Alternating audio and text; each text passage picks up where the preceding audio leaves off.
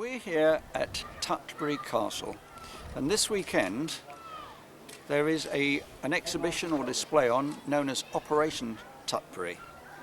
It's actually a reenactment of the 1940s Second World War. And on display here, not only is the army from the British, but we also have the Americans, the Italians, the Hungarian, and a superb display of German military personnel and equipment here also. The group's called FJ44 and we represent the German Fallschirmjäger, so German paratroopers of World War II. And the guys that we portray was fighting towards the end of World War II, 1944, 1945. So this is our signals display. And these are two of our signal girls that would have been controlling this little section for us. And there's the Führer. Yeah, our picture of the Führer, our industrial leader, person that caused all the trouble for us. Yeah, so what we try and do is come out to these events and we have a show and tell, so we let the public come and have a look at the weapons, get close up and personal and have a feel of the weapons, and we try and explain as much as we can about what we do. This is a telephone cable, yeah, which connects to the field telephones. So this is how they would have communicated in World War II. So just connects up, rings on there, and that works pretty simple there. This is our radio set, which is our Morse code set, so we've got our messages through, and then standard typewriter, obviously not as good as a modern day laptop, this works a bit slower. And this is the standard fighting weapon of a German paratrooper, the MP40. What we just jump out the airplanes with and use to fight what we would have called the bad guys, I suppose. If it was a German, the British and the Americans and Russians would have been our bad guys.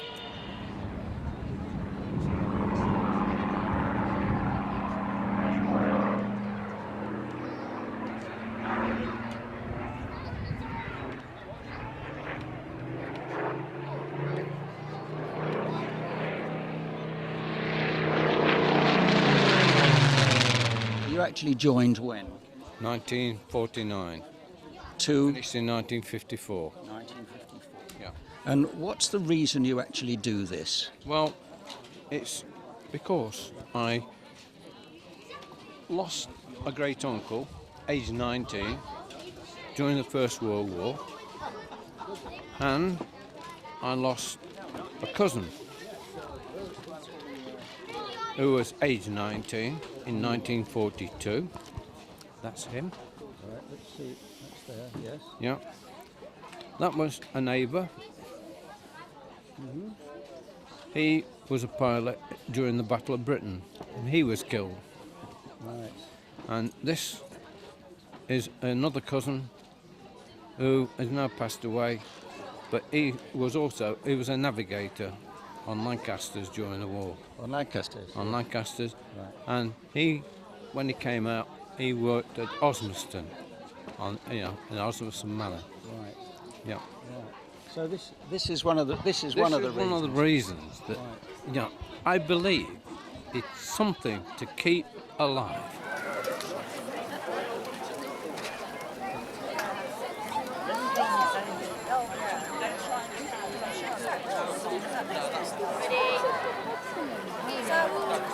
My name's Steve Shaw. Steve Shaw. Yeah. Okay. And what is your rank and position here? Well, I'm just a nobody really. I'm just a private. You're a private, well. Yeah, but there are many privates, aren't there? Privates, yeah. Absolutely. But you're a driver. I am, yes. Okay. And what would be your duty then? Well, this is my Jeep. I've got to maintain it and look after it generally. Okie dokie. This is American. This American. You're yeah. American. You're American, a Yank. Yeah, I'm a Yank. You're a Yank. So where's your chewing gum? It's back of my tent. Okie dokie. Oh, that's lovely. And is it true that you pulled all the British girls? Well, not me personally. A good-looking guy like you, why not? Oh, thank you very much. I didn't mean that personally. Okay, so have you enjoyed the war so far? It's not too bad, not too bad. We're on the winning side. You are indeed, yes. Now, you've brought this Jeep privately. How far have you come? Miles and miles away. About 4 miles away. So you keep this in a garage, I take It's it? in my garage at home, yeah. Okay, where? I'm Dave Dolman, Dave Dolman. Dave. Burton-on-Trent. Right, I thought you were from America. No. Oh, no. Okay. Now, what's your position? You got an American... I'm playing part of a sergeant in the 2nd Infantry Division. Right, in America then, yeah. So where would you be based? We'll be out in Europe at the moment. Right, okay. In this vehicle? In this vehicle, yes. Okay. Yeah. Tell me about this vehicle, because your colleague in this vehicle here, his is a Willys, but yours isn't. Mine's a Ford GPW. Right, and what's the difference? There's a few little differences. Ford obviously made this, they had the smaller part of the contract, and Willys is probably the most famous, and they took the bigger chunk of the contract. What we've done as a village and as a castle is turn it back to 1940, so that the children that's here today and a lot of the adults will not forget what was done in them days, them dark days, for them to be where they are today. And also to let them feel and touch the kit. Most kit that you find nowadays is behind glass and inaccessible, where at a living history camp of World War II, the children, the parents can actually pick up of the kit that they actually use. And that's what it's all about, and to remember them guys and the guys from Afghanistan and every conflict since, you know. The war.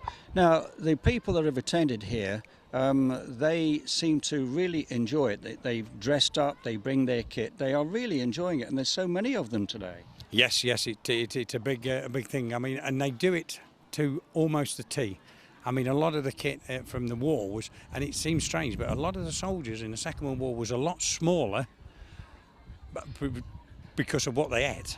Oh, see. The uniforms are smaller, so Yeah. a lot of the guys have to have, like this one, Yes. you have to have made specially, Yes. and it does cost the earth, it really does. Like what now, you mean? Yeah. I mean, the normal boots, you're paying £100 for jackets, but yeah, it can be very expensive. Your boots are beautifully polished. Oh yes, it's a state of the symbol of what I actually do. I'm the company sergeant major for the weekend, and my job is the discipline and the organisation of it. Now that's the word, discipline, which is what we don't get today with the youth. I agree with you, sir. But having said that, earlier on we had some of the young kids out doing a boot camp with the kids, and then we also bring the parents on board to show them actually how we do it, and it worked very well. Now that's what and I wish we could put that. What about the guys that are say in prison? Bring them out, get them to polish their shoes, get up in the mornings, bit of work.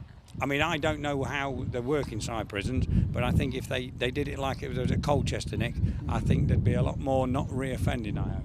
That is true. Now, I'm going to ask you a personal question. Well, it's not personal, but the other day you gave me a leaflet of what was going on. Yes. And there was a word on it, I don't know, and I've asked my friends, they didn't know. I wonder if you do, you may not. Diorama. Diorama. It's an active display, as you can see round. This man knows his stuff. As you see, a display is something that's static and doesn't move. A diorama is something that interacts with the public as you're going along. And that's the difference between a display and a diorama. What an excellent definition. Did you write that brochure then? I did, yes. Sir. Oh, no wonder you know the word. Yes, a diorama is interactive with you, so you can actually walk up. Okay. And the display is just a static thing that you look at. So I asked the right man for the job. Thank you very much. Now, one more question then. The Spitfire. Do you know anything about the Spitfire? It was flown by squadron leader Parkinson from the Battle of Britain Memorial flight. Right, this was today. This was today. Yes. And if you'd have noticed as you come over, she was blue. Yes. That's a reconnaissance plane. She's going over to take, like the dams of the dam busters, they get in and load. They don't have any extra ammunition. No armament whatsoever. It's just fuel to get them over there. Yeah. And on the body, as she turns, she takes the photographs and she's up and away and she's running. I'm very intrigued with what you've got in the basket. Do you mind if I take out the wood? No. Is that Woodbines? No, you can take them out. Thank you. I don't know whether you can see that. The Wild Woodbine cigarettes. Yes, I do remember that name. Yes. I take it there's no cigarette in there. There is, but they're not Woodbines. Okay, well. And there's some tea here. Oh, yes, let's have a look. Let's have a look at that. Ration tea. Now, I can remember my mother with the ration book. Those were interesting, these books, because there were stamps on them, weren't there? That's an identity one as well. There. I do have one somewhere. Yeah. No, that's not it. Ration book. Oh, it is. Yes. Let's have a look at that then. Oh, that's what I remember. There's the ration book. That's it. If you can hold that up for the camera then. Yes. Yes. And inside, they stamped it, didn't they? Or you Yes. stuck stamps on. What was it? Put your stamps on there. You put your stamps on. You put your stamps on there. Yes. So when did that finish? Can you remember what year? It was in the 50s, wasn't it? It was. I think it was in the 50s. When it finished. Yes. When it finished.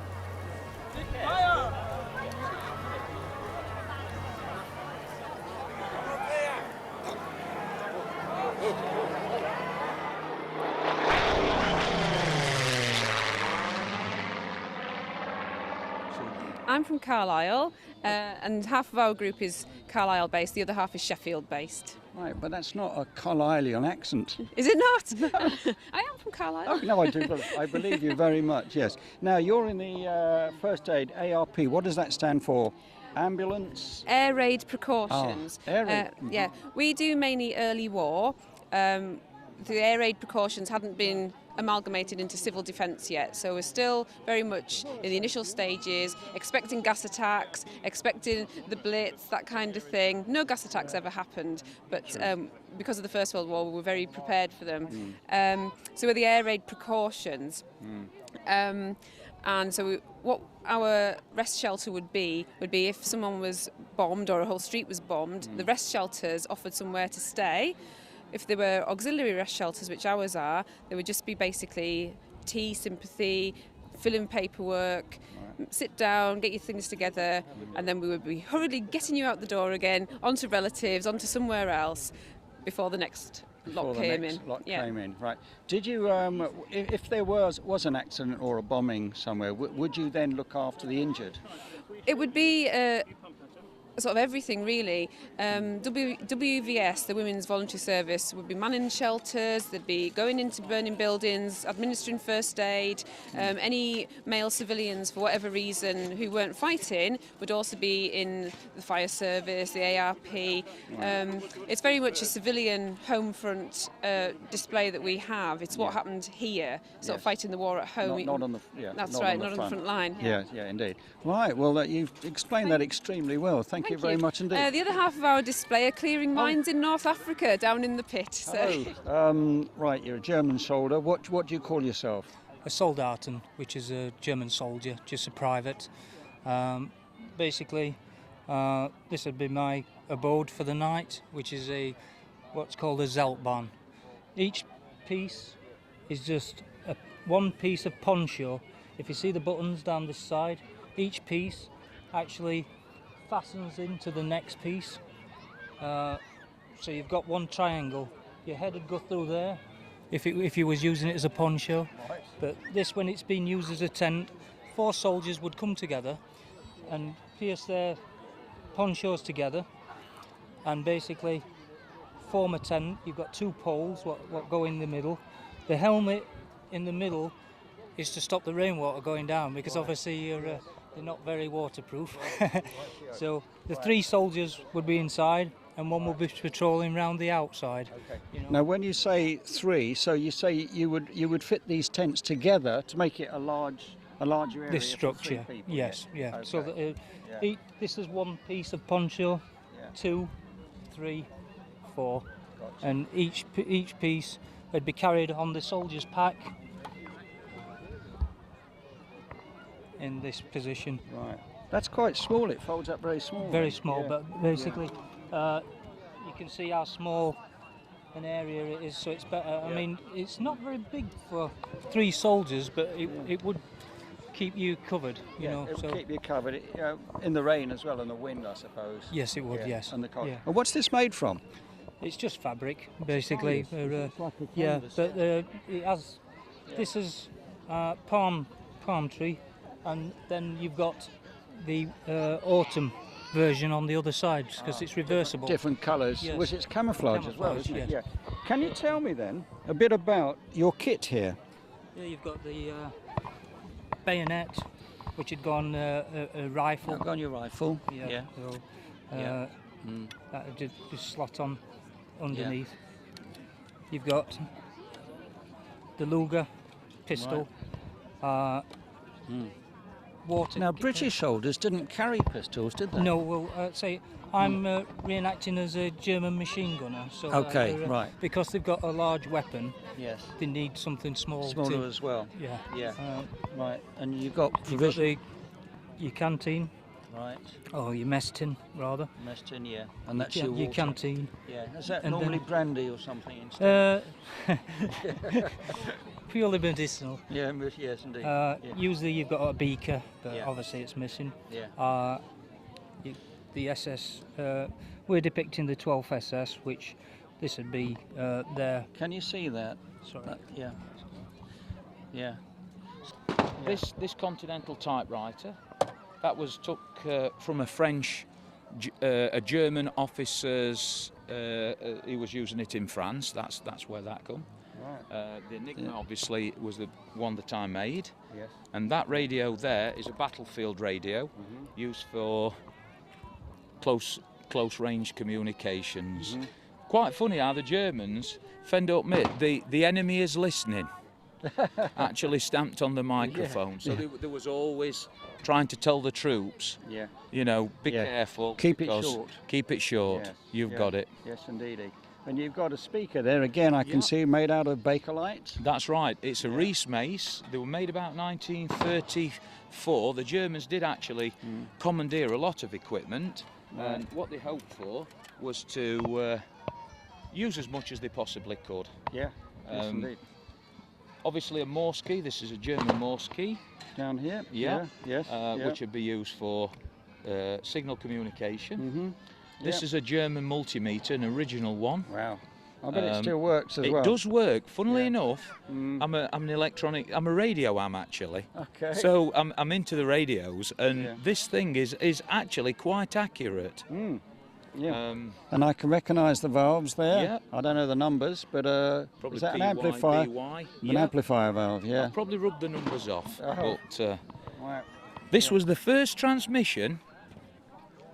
Thousands of ships on the horizon. Right. I don't know whether you can. No, that was actually the first message sent Right. on D-Day when the troops was spotted. The British Oh. was spotted, And they that's the transmitted first. that. And that's the first transmission that they sent. Right. Is this a copy? This is I a take copy. it. This is Yeah. a copy, It's but not that's the original. no. That Yeah. is the original message. Oh right. We are members of KSK Group.